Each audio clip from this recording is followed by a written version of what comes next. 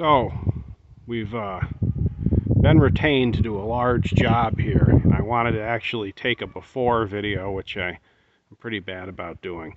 So anyway, we're looking at a relatively large, what they call around here, rock pens, set of rock pens. Keeps going, it keeps going. Nice rock tank in the middle. And then it comes around to here where the other gate is. So, you know, I've already done the section that was actually falling down, and I rebuilt that, you know, satisfactorily.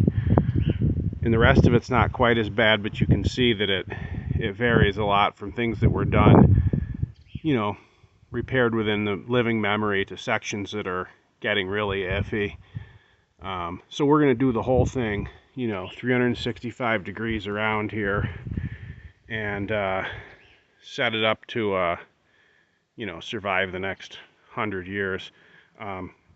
Interesting question people always ask is, because to build these from scratch is a monumental task. So people always ask, well, why did they do this? Couple answers. Probably 100% of these, or nearly 100% of them, they date from before the railroad. So you say, okay, why didn't they make it out of welded pipe? Well, there was no welder and there was no pipe. Why didn't they just do boards, you know, like a board corral? There was no boards. There was no 2x6s. There was no 2x8s. And then you'd say, well, why didn't they do barbed wire? Well, there was no barbed wire. So you're kind of getting to follow here. So if you needed a set of pens, this was what you did. And they had immense amounts of labor available at almost no cost, you know, because people were just living out here on a subsistence level. I mean, you could mobilize any number of guys.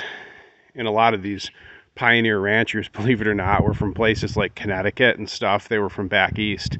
It's not all like the TV shows, you know. They were guys that came out here with capital, and they hired the local Spanish, and had these things built in the late 1800s, in that they were out here raising cattle at a time before there was really any substantial accessibility to you know, manufactured goods.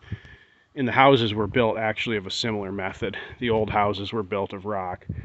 But yeah, so why the pen? Why so tall? Well, first of all, the stock was really wild in those days. Today, a set of pens is typically 5 foot is considered adequate. But those, essentially, you were driving would amounted to wild longhorns in here, and they'd go right over a 5-foot wall. The other thing is that a lot of these were used for by sheep herders to put the sheep in at night. And once again, now a sheep's not going to jump that wall, but there's a level of predator protection. You know, a bear, a lion, it'd have to be pretty motivated to get over it, and they're hesitant to get into something they can't get out of easily. So there's a lot of predator protection to these rock pens. And it's another, I don't know, kind of semi-mythical point is that they were used for battling with the Comanches like a stockade. And I don't know how true that is. I'm sure it happened. And one other reason for their construction is that quite a few of them I've found, and you can kind of get the picture over there, quite a few of today's rock pens were originally actually the wall of a barn. And there was a barn roof, particularly later, you know, in time, they were often a barn roof, but, you know, wood, because of fires and wind and it drying out, it doesn't last very long here. So the wooden superstructure in many cases is completely gone, and we're left with, you still have a nice usable pen, and oftentimes that's all you need. So these were sometimes like the back wall of a larger barn, and in some cases, you know, that still remains.